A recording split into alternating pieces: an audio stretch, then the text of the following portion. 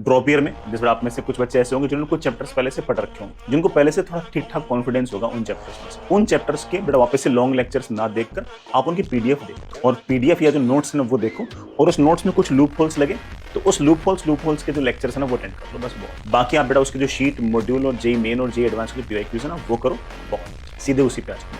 लेकिन फिर भी लगभग 70% के आसपास सिलेबस ऐसा होगा जिसमें आप लोगों को कुछ नहीं आता होगा। आपको उस 70% सिलेबस में लेक्चर्स भी अटेंड करें, आप उनकी बड़ा थ्योरी तो निपटा ली, थ्योरी के बाद बड़ा उसके और प्रैक्टिस भी करें, practice as much as possible, और उसका धीरे लगातार आगे। जून जुलाई के आसपास आते आते एक बार हल्का सा एनालाइज करें कि क्या सब कुछ सही चल रहा है, क्या सब कुछ जो पेस है वो सही है। अगर आपको लगे कि आपका जो संस्थान है वो थोड़ा ज्यादा फास्ट चल रहा है, और अगर आप थोड़े से अगर स्लो हो तो थोड़ा सा इंट्रोस्पेक्ट करो, और फिर क्या करो कि जेई मेन और जेई एडवांस दोनों को पैरेलल में जाए, दोनों को सीरीज में लगा।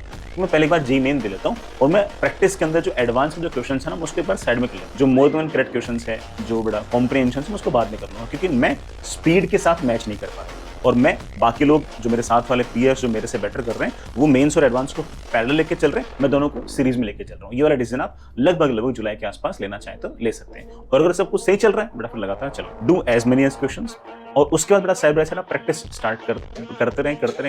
और टेस्ट जरूर, टेस्ट के अंदर मैं कहूंगा कि बेटा जेई एडवांस के जो पीवाईक्यूज हैं उनको भी यूज करें, जेई मेन के जो 19 से लेकर 26 के पीवाईक्यूज हैं उनको भी जरूर यूज करें, और आपके इंस्टीट्यूट में जो टेस्ट होते हैं उनको भी यूज करें। सबके अपने अलग अलग पर्पजेस हैं। जेई मेन किस तरह की भाषा पूछती है, लैंग्वेज पूछती है, नोटेशंस यूज करती है, उसका पता तभी चलता है जब जेई मेन के पीवाईक्यूज ऐसे टेस्ट दें।